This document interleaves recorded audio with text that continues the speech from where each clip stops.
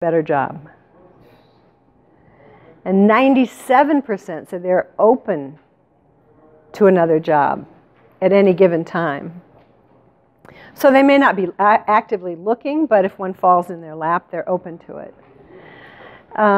So, just think about that for a minute, that almost 100% of your caregivers are open to taking another job. And that, it doesn't mean that, well, it's very different from other industries because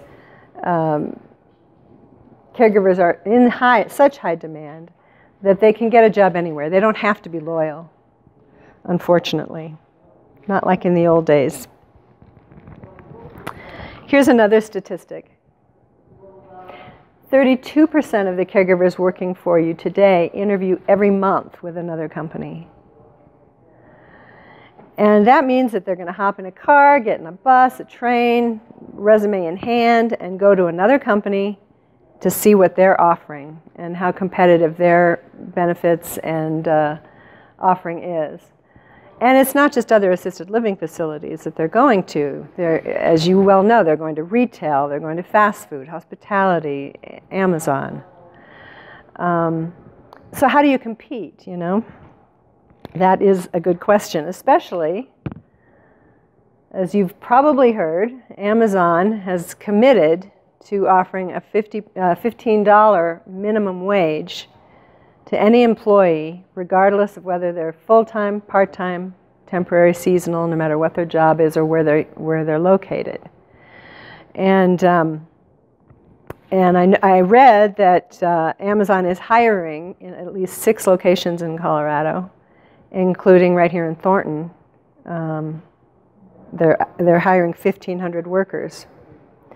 So again, how do you compete, especially if you're dependent on the government reimbursement from Medicaid, and you can't match that hourly wage?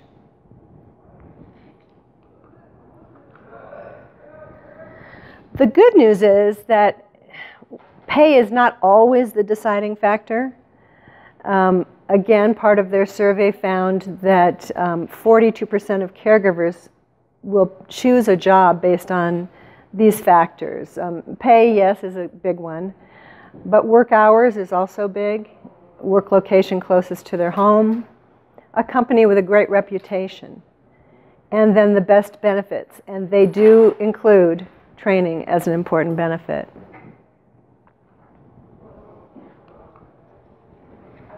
And here's proof of that. In their survey, 85% of caregivers said they wanted more paid training opportunities. And 71% said they'll leave a job if there is no opportunity to learn new things. They're going to gravitate toward jobs where they can grow professionally and continue to expand their knowledge.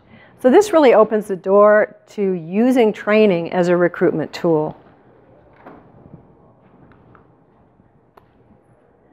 Caregivers also told My CNA Jobs that on average they receive at least 3 calls a week for other jobs. And this number has held strong over the past 2 years that they've done this survey. So their phones are ringing, perhaps even while you're sitting here, the phone of your favorite caregiver is ringing and somebody's offering them another job. So what's the solution? Obviously, one important key is to look at recruiting as marketing and to really sell your training as a perk of employment. The most successful recruiters really describe their training opportunities in every job ad that they do, that they put out there. And it helps them keep a list of applicants ready and waiting, hopefully. Here are some other ways to recruit with training. Put your training provider's logo on your website.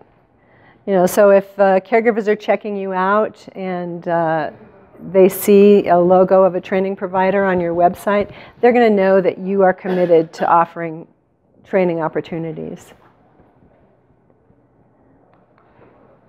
You can put the phrase free training or paid training into recruitment ads.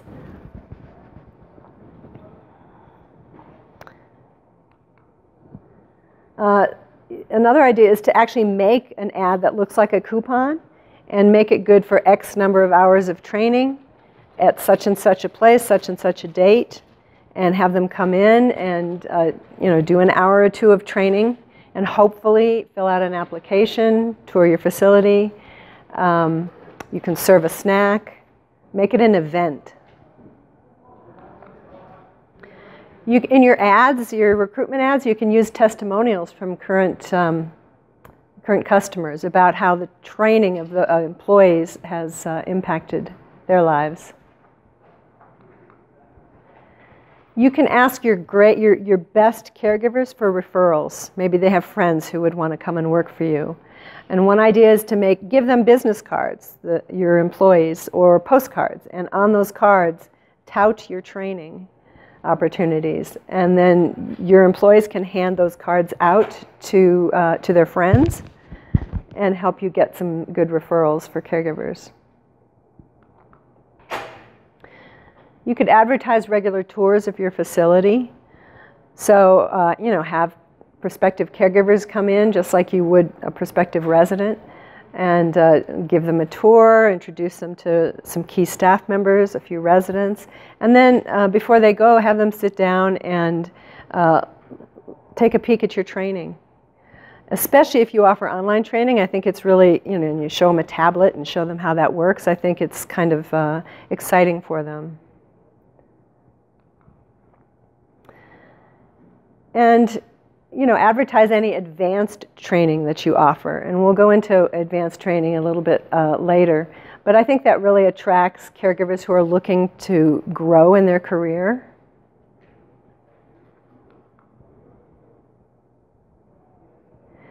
So, okay, you've gotten people in the door, they've scheduled the interview. Now what? Keep talking about your training program during the interview. Make it an integral part of the interview. Ask applicants what they would really like to learn more about. Or even consider changing your application form and add a space where it says, what 3 things would you most like to learn about if you came to work here? This will help you kind of get some insight into them. And it also helps you know how to build up your own training library. Ask them about the last training they received, what was good about it, what was bad about it, and then compare it to what you have to offer. Let them know what they could expect by working for you. Have a current caregiver talk to applicants who come in to interview and let them know how they've progressed professionally by using your training program. And praise candidates who come in for any previous training that they've completed.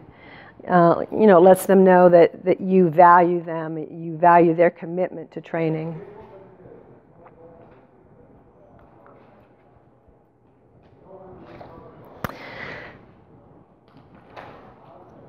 Okay, so you've gotten a few ideas how training can help you in the recruitment process. But what about when they've accepted the job? Let's take a peek at one more statistic. This one is from the 20th Annual Assisted Living Salary and Benefits Report. And they said the average turnover rate for CNAs in assisted living so far this year is 34.1%. And probably no surprise to all of you. And that's up from last year, 29.6%.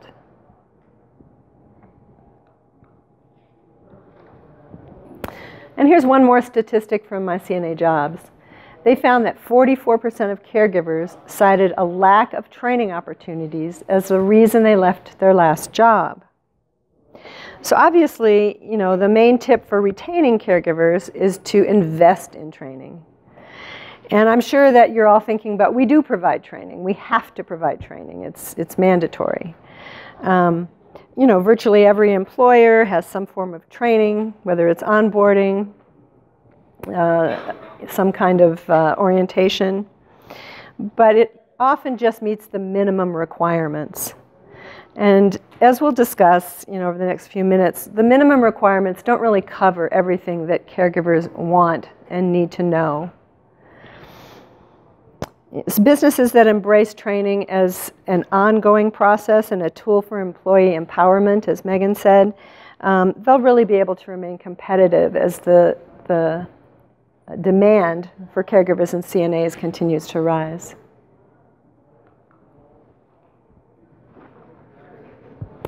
Okay, so when I talk to administrators about training, which I do every day, I usually hear one of two extremes, and it's really almost funny that it's almost always these two extremes. So I hear this: you got to be kidding. Training is just a waste of time. It's a waste of money. My caregivers don't even bother to finish the courses, or they do finish the training and then they just quit and they go somewhere else. So that's one extreme that I hear. And then the other is, oh my gosh, yes, training is the key. It's, it's how we keep our employees and our residents reap the benefits. So when I think about this, what it makes me ponder is this old adage you've probably heard. The only thing worse than training employees and having them leave is not training them and having them stay.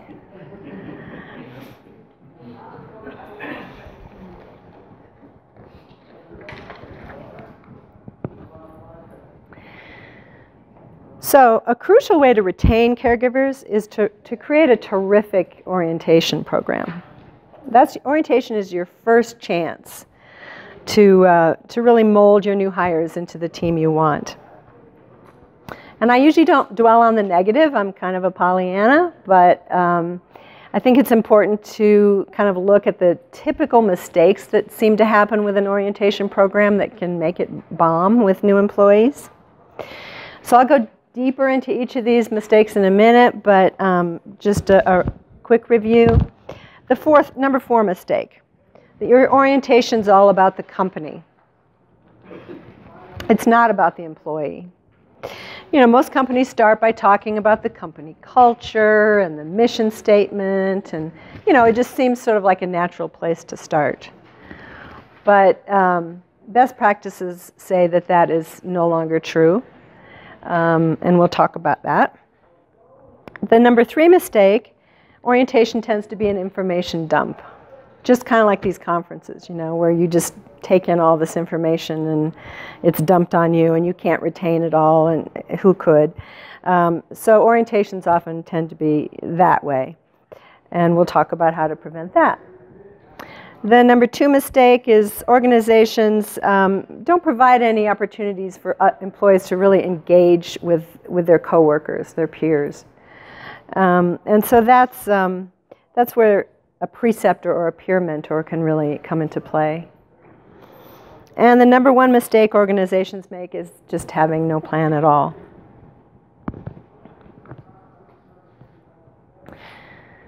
So, as far as solutions to orientation mistakes, remember number 4, that was to shift the focus. I'm guilty. I've done orientations in the past for my employees where I start off talking about the company, but really what the message you're giving employees then is, boy, you should be glad we hired you. Now behave the way we want you to behave. So, best practices really is now to just turn that around, engage the employee, get to know them as a person first, and then talk about, code of conduct and company culture. You have to at some point. But start by getting to know the person first, making them feel really special on day 1. You can do that with any kind of introductory activity, icebreaker activity. But there's one company that found that in a study I read from MIT, that they reduced their turnover by 47% by just turning their orientation around and focusing on the employee first. An activity that I like to do is the head, hands, and heart. And that's where you give, the employees a piece of paper, 3 columns, head, hands, and heart. And it's in the head column, you tell them to write things that they really know a lot about. And the hands, really things they're good at doing. And the heart, things that they're really passionate about. And it doesn't have to be work-related. In fact, it's probably better if it isn't. But it really gives you insights into your new employees. And then, you know, when everybody has finished, if you're doing a group, if they've finished filling that out, have them share and really get to know and bond with each other.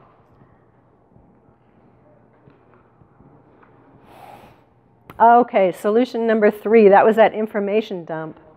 The solution is don't dump BABE, and BABE stands for the brain can only absorb what the butt can endure. So the key there is to chunk it out, you know, do chunks of learning, or micro-learning is the it's kind of the buzzword these days. And just talk about one topic or one skill at a time, then let them talk back to you about it, or return the skill, or whatever is involved, before you move on to the next area. And stretch it out over a couple of days, as long as you can. Give breaks so people don't fall asleep. And present the material in various formats. Here's where you could use, yes? Sorry, I didn't mean to cut you off. No. Do you have a suggestion? I've read different things on how long someone absorbs learning before they should take a break. Half hour? Yeah. Yeah, that's a good question. Thank you.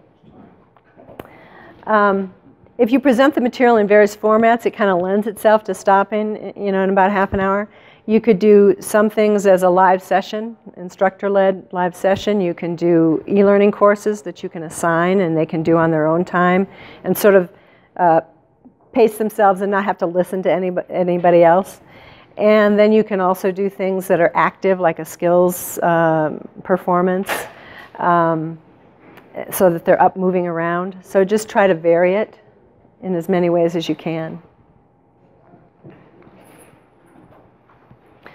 And for solution number 2, that was providing no opportunities to engage with the rest of the staff, as you recall. So really the solution is to have a mentor.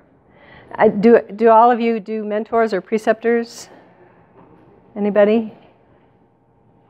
You do? Yeah. I mean, I really firmly believe in the power of that. I remember when I first got to Duke University as a nurse, and I was on this, you know, busy research oncology floor, and I had no preceptor, no help. And when I asked for help, they said, "Look, we don't have time to help you. You're just filling a spot in the schedule. So just get on with it and don't bother us." And I quit within, you know, a month or so and went to a different unit at the hospital. So, you know, there's a lot to be said for precepting. For new caregivers who've never done the work before, a mentor can really ease the transition into the new job, help them model problem solving and clinical skills, and really help navigate the emotional aspects of caregiving. Because if you're new to it, you don't really know what you're getting into in that regard. And I think having a preceptor to talk to about that is really helpful. And for seasoned caregivers who've been around but they're new to your facility, a mentor can offer support, answer questions, and help introduce the new employee to the rest of the team.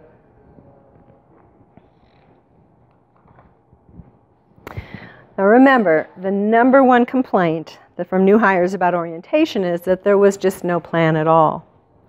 You know, maybe you have a general idea how your orientation should go. You've got, you know, some of the puzzle pieces that you've put together.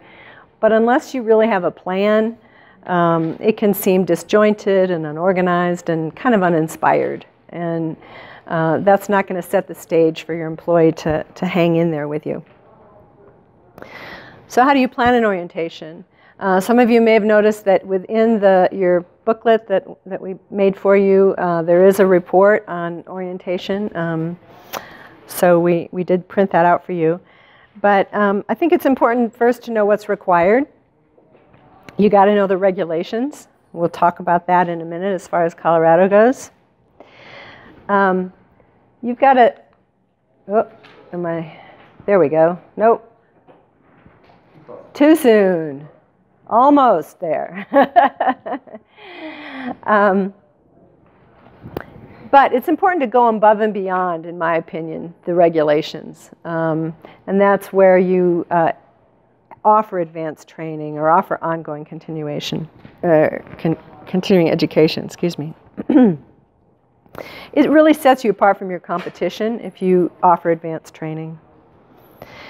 And again, like we said, plan breaks, give them some downtime, bring in the mentors, serve some healthy snacks or meals, and follow up. That's really key. A lot of places have no structure for following up after an orientation. And I think that's really important. We've talked to a lot of facilities lately who are doing stay interviews. So like once a quarter, they'll do an interview with their existing caregivers and ask them what it would take to keep, what's it going to take to keep you here? And, have some back and forth. Now, obviously, look, I know you guys, especially after listening to the panel talk, that you're loaded with bureaucracy and, paperwork, and doing these stay interviews take a lot of time, but so does recruiting and interviewing new employees. So maybe you could even put a really good caregiver in charge of those stay interviews, and they could interview their peers and again give the feedback to you. But the bottom line is that orientation is really a key part of retention because you're setting the stage from day number one. I'm just going to say one thing before you move on. Yeah. As far as breaking it down appropriately, I think it's about the areas of study or the applicable topics and putting it in a format to where they can digest one certain part of it at one time versus, like Linda was talking about, dumping it on them. And really making sure that they understand each individual part, whatever's prevalent or relevant for the orientation as you go. I mean, in terms of how you would break that down, or the timeline, how you would break that down, it may vary, but making sure that it's segmented kind of appropriately for them to retain it. Well, and to that end, when we design our e-learning courses, we have a chunk of information and then we have knowledge checks to check their retention of the information. So it's, even though it's one course, it's done in chunks. And they can stop and pause and come back to it later and pick up where they left off. So it is micro-learning in a sense. Okay, so obviously you want to plan your orientation to include the training required for Colorado. And Gary has been working really hard with input from some of you, and then also with our regulatory expert at In the Know, and has come up with something for you, and he's going to talk about it. Yeah. So you guys all should have these in the bags that were handed out, and like we talked about, obviously there's some new regs coming into effect. Some of the first sweeping reform in quite a while. So there's basically an orientation, and as far as initial training goes, there's an orientation and within 30 days. So a certain, not necessarily hours of required training that these caregivers or these people have to take, but areas of study. As Megan was talking about, person-centered care, client-centered care is one of those things. So it's something that you have to now, or will have to now, divulge that to them in the beginning. And then there's also, as far as, infection control and secure unit training, ongoing training, both initial and ongoing, that's going to be implemented as well. If you're looking at that pamphlet, the 25.14, the section, is the section on secure environment training, and there actually is an hour requirement for that. So there's an 8-hour requirement, and there's a whole list of areas of study or topics that they need to cover. And so what we did was I worked with Megan, and she listened to me blather on and asked her a million questions, and also Corky and Carol Marks as well. and we went through and we just basically lined up everything that we offer that lines up with what those new regulations are. So we do have the e-learning format. We also offer instructional material as well, newsletter printout where you can have them in a classroom and come in and have somebody lead the class, have group activities. So what we see a lot with our clients is they'll do basically a blended approach. And so with that orientation, they'll have that in person, some of that initial stuff, and then for the ongoing, they'll use more of the e-learning. You guys have a distinct advantage over home care because you have them in a facility, so you get a lot of touch points with them, but with that orientation and the initial, it's good to get a grasp of their knowledge. And I think one of the main points is engagement, right? What they're actually retaining, so you can understand what they're absorbing and kind of tackle that in the beginning. And then as far as the ongoing goes, have some more of that done online. But these are the new regs. And I'm not sure, Lyle was speaking, I know on July 1 was when it was passing, and there's kind of been a stay when everybody needs to be in compliance. But sooner than later, these are kind of things that are going to come down just as far as from a compliance standpoint. Any questions? Yeah, anybody have questions about those? Thank you for putting this together. Like, this is amazing. I'm serious. I mean, this is way, even like, sorry, but it's better than what the department. I was on the phone with Megan one day for like an hour, and she was like, those are just great questions. Like they don't tell us any of that. Like we're not sure. But this is in terms of lining it up. This is kind of right down the path or lined up accordingly. If you think of things, obviously we're at vendor booth A. So I mean, some of this can be a little more complex. So if you want to have a little bit more one-on-one discussion, that's certainly fine as well. And my contact information is on there if you want to shoot me an email. But we do, our online program has more than 125 courses, so we didn't want you to have to jumble through those to figure out which ones met your requirements. So that's why, we were quite insistent that we put this together for you. And whether you use us or somebody else, at least you now know the topics that you're going to need to look for. That's a great. So Gary, this is this 8-hour live, or is it some live and some online? There's no standard by which you deliver it. At least to my knowledge, a lot of they haven't said you have to do a certain amount in person or a certain amount online. There are certainly across the country governing bodies that say that, but as far as the CPHE goes, they haven't said. So you can choose. You can pick and choose. Yeah. Again, we have both. Yeah. Typically, the orientation is more live, and then we could get a feel for the employee, and then once they have established themselves a little bit as far as the ongoing, you can do a little bit more of that online. But even with the orientation, you could assign homework, as it were. Our classic instructor-led courses are, as Gary alluded to, they're written like sort of like a newsletter. Lots of graphics, lots of interesting stuff in them. But those can be given as self-study packets. There's a 10-question quiz that they could then take and as a group or take and give it back to you to score. The beauty of the online is that it's scored online and you don't have to fuss with it. Saves you a little time there. But the content is the same between our instructor-led courses and the online courses. The content for each course is the same. In terms of what they're going to be learning. And a little bit off the path, if you do have CNAs or those who have the CEU requirements to renew their license, this will serve for that as well. Yeah. So they can definitely use that, and that's definitely a recruitment tool too.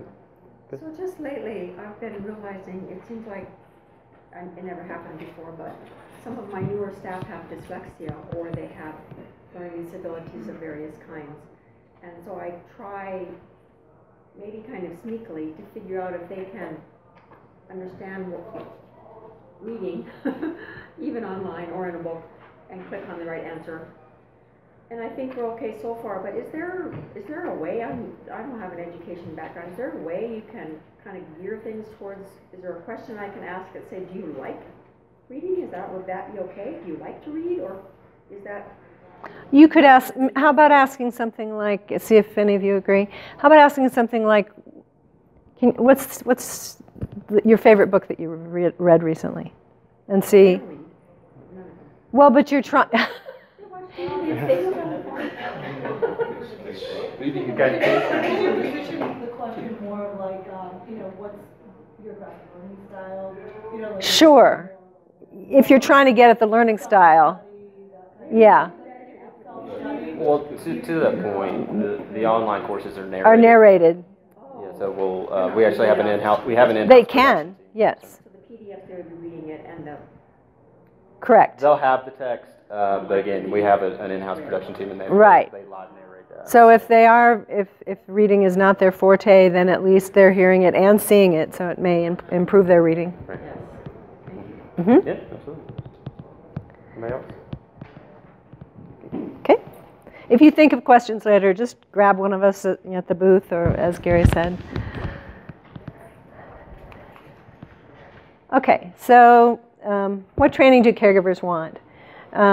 We did a poll recently of about 3,000 caregivers, and I mean, not a huge sample, but a good enough one, and asked them what they wanted to learn more about. 63%, as you can see, wanted more on Alzheimer's and dementia care. Almost half on abnormal observations. Over a third dealing with difficult clients. 22% for both end-of-life care and safe lifting. 19% nutrition, 16% ADLs, and 10% handling conflict in the workplace. But the thing that really surprised us is that almost half, 49%, said they wanted all of the above, that they needed more on all of the above. So they're eager for more knowledge.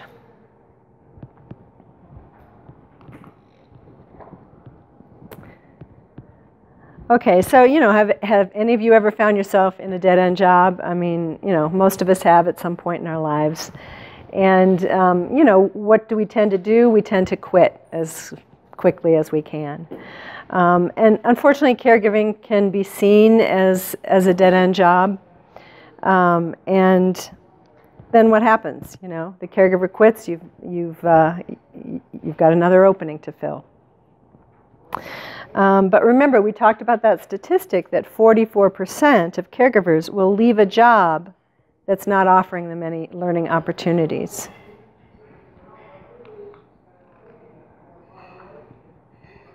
And that's where we feel that the advanced training that I mentioned briefly earlier can come in. And that's training that goes beyond the minimum requirements so that caregivers can really grow professionally in their field and really turn their job into a career. So advanced training would be, like you all of a sudden your staff become the Alzheimer's experts in the market, or the palliative care pros, or the best in behavioral health. And you do this by training your caregivers with a curriculum that either you develop or that you purchase from a training provider that gives them targeted training in a specific topic or topics, and based on your population, your demographic for your residents.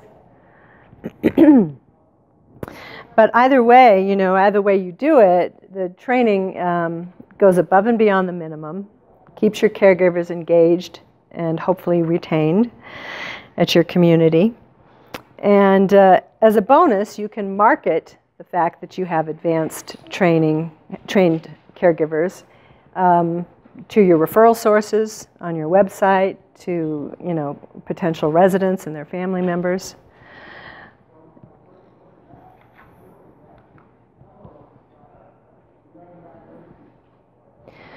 There are other ways to use training as a recruitment tool.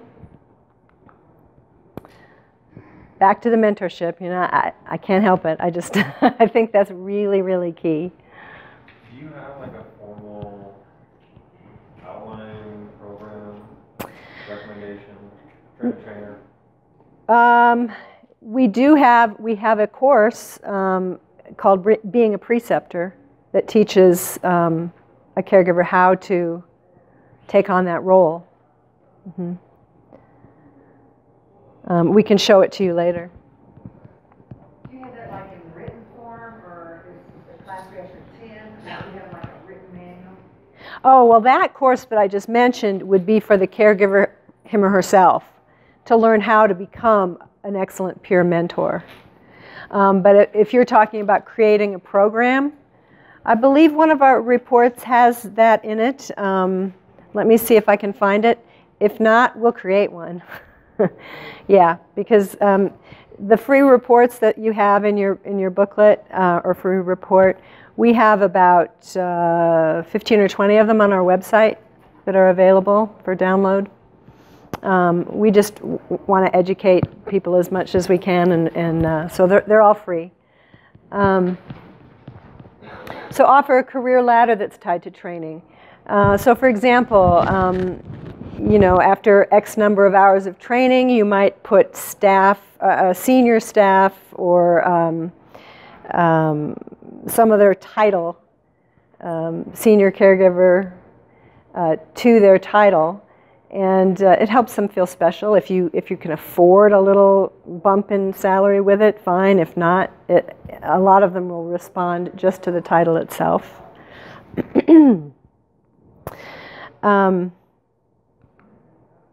Holding regular skills fairs, and have your top caregivers pick which skills they want to demonstrate and then have those as the featured skills. That really helps keep people engaged and keeps training going. How about reimbursing tuition for advanced training? Maybe you have some caregivers who want to become CNAs, but they can't afford it. If you can reimburse them for their tuition to go and get that CNA training, you will not only benefit from their advanced skills, but you'll probably earn their loyalty to your facility as well.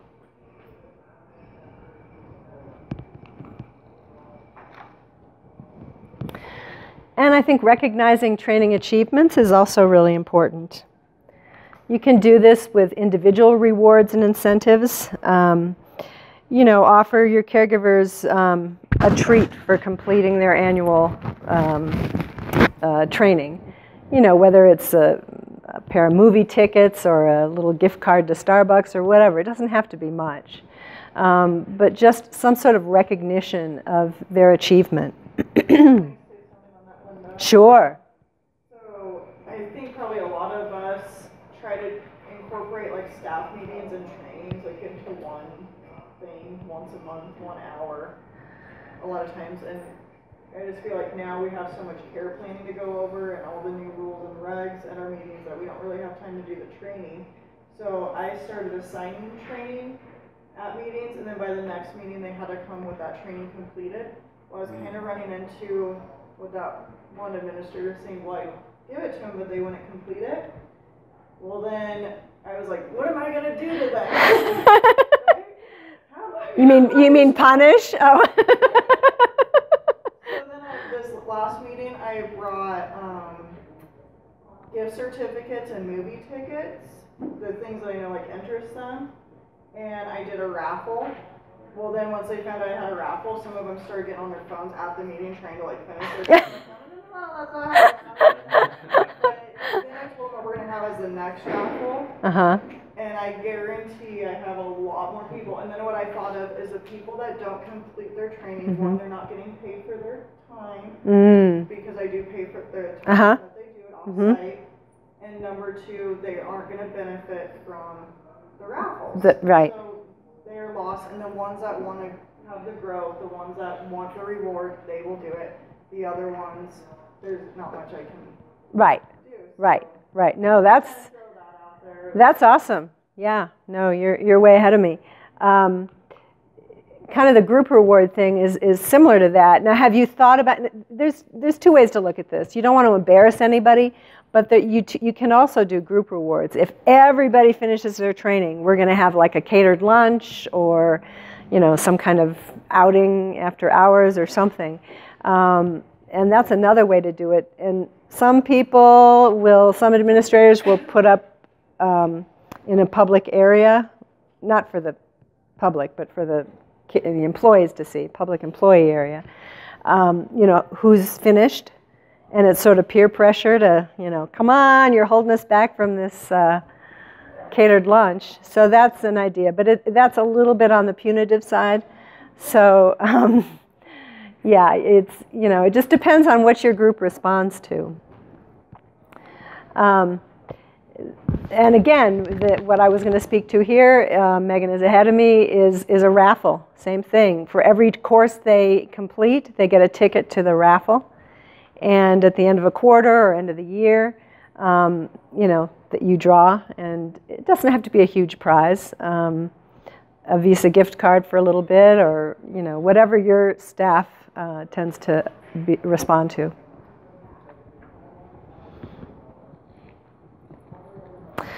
And of course, there's always just praise and gratitude, which are free.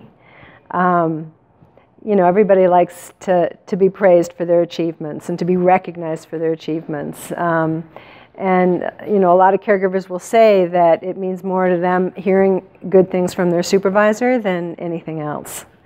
It can be public praise if some people respond to that, but also a handwritten note that you mail to the caregiver saying, congratulations on completing your targeted training or your compliance training. That can really mean a lot. Then their family sees it, they can show it, it's just a source of pride.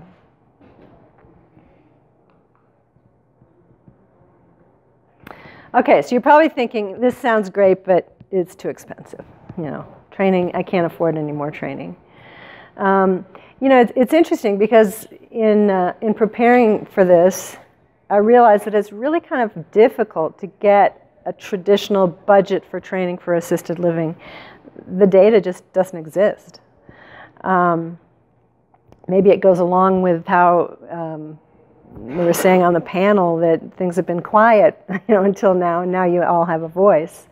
But there really wasn't a lot of data about how much training should cost. But if we look at sort of all industries in general, the typical thing is 2 to 2.5% of the budget should go to training. So if we do the math on that, if you're a facility with, say, $1 million of revenue, and you've got 20 caregivers, that's $20,000 a person per year. So obviously that's not realistic. We've got to find a training budget that works for you. So we asked recently 300 healthcare industry leaders how much they thought a company should spend on annual training to retain caregivers. And the answers were kind of interesting. 56% said between $10 and $100 per caregiver per year. But the rest said more than that. And in fact, 25% said it should be $500 to $1,000 per caregiver per year. That's a lot of money.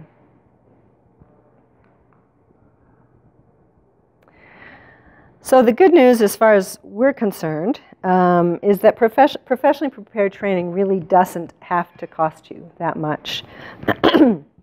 For example, I can't speak to other companies, but for us, the average, depending on how many learners you have, how many caregivers you have, the average administrator would pay about $49 per caregiver per year for our training, which includes, as I said, more than 125 e-learning courses, and also any targeted training, advanced specialist training that you might want.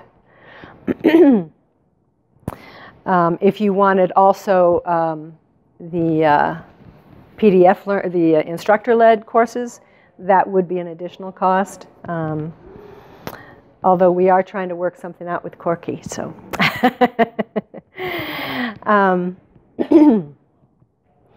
And then also you save time because you're not having to manually grade tests or manually file papers. All of the administrative aspect of your training is online on the system. You can pull out reports, you can show a surveyor, Jane Doe has completed this many courses this year, or you can say this many employees have completed the infection control. You can pull it up, reports up any way you want. So excuse me. So the Bureau of Labor Statistics estimates it costs about 25% of an employee's salary to replace them. So if you've got a caregiver earning $20,000, it could cost up to $5,000 to replace that person. So obviously, I mean, if you do the math, it seems like it's better to try to retain them with $49 per year than it is to try to replace them with $5,000 a year. Investing in initial and ongoing training, whether it's e-learning or instructor-led learning or learning that you create yourselves, it's an important retention tool. We applaud all efforts at training. And especially when you go beyond the minimum compliance requirements. And focusing on training, like I said, can benefit your facility as well, because you can market yourself as experts. You can market the training as a perk of employment for your caregivers.